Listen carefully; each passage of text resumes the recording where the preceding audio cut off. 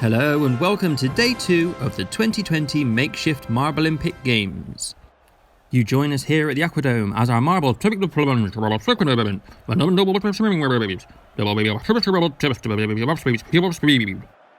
we'll be bringing you coverage of all the action from the heats, the semi-finals and finally the final.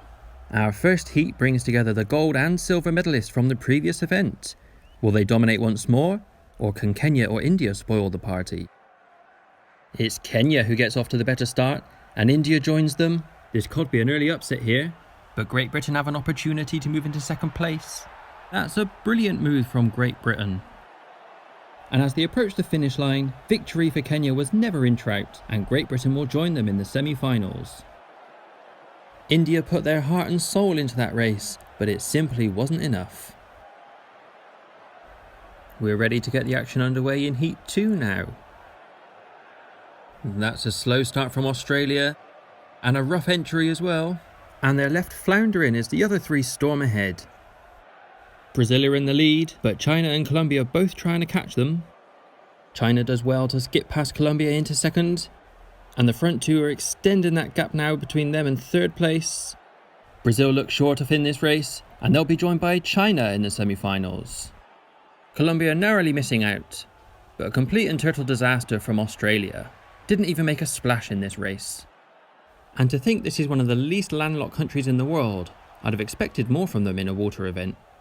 Just in case you've forgotten, in all that brine it took Australia to finish, Brazil and China advance from Heat 2. Our next heat sees another oceanic nation take to the water. Can Tuvalu do the job that Australia couldn't? They start out wide on the right and then slam into Ethiopia in the middle, trying to muscle their way past, really taking the fight to them here. But with Vatican CT pressing, they opt to settle into Ethiopia's slipstream and see this race out. Russia are left asking themselves what are they going to do to turn this championship round as they go out at the qualification stages once again. So here's confirmation that Ethiopia and Tuvalu advance to the semi-final. Our fourth and final heat sees Japan, USA, Canada and South Africa battle it out to seal their place in the semis. It's Canada and South Africa with a slightly better starts, but it's a tight race. Japan trying to orchestrate a move for the lead. They bump USA out the way, but they can't budge Canada. All four of these are clamouring for position. But it's USA who will pinch second place behind Canada, with Japan narrowly missing out on qualification for the second event in a row, and South Africa sitting at the base of the table. We're into the semi-final stages now then, and you can definitely feel the tension rising. My, that was an impressive plop, as these marbles split into two lanes. Tuvalu once again starting out right and switching over to the left, trying to push their way past Kenya.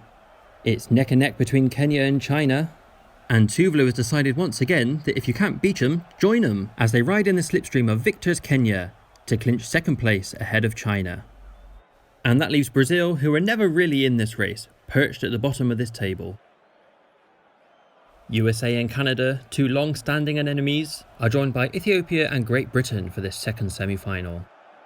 And it's Ethiopia who starts with real porpoise, but USA immediately skates past. Meanwhile, Canada slips in front of Great Britain, who will probably be happy to tack onto Canada, who now takes the lead and may well be paving the way for Great Britain to join them in the final. Ethiopia now sees that they cannot settle behind USA and tries to make their move, but that spurs USA on, who are stretching for that second place, and just at the last second snatch qualification from the jaws of non-qualification. Which is bad news for Great Britain, who must say ta-ta to their chances of winning a medal. Here's the official results. USA and Canada join Tuvalu and Kenya in the final. I wonder what emotions must be going through their minds as they take the plunge in this final race to win the gold. Tuvalu with their trademark move starting out right and then swing around to the left as they batter Canada and then USA. But it doesn't quite come off for them as Canada lead with USA right on their tail. I think Kenya can wave bye-bye to their hopes of a medal, but USA keeping alive their hopes of a gold. They make their move right at the last moment and they pass Canada just before the line.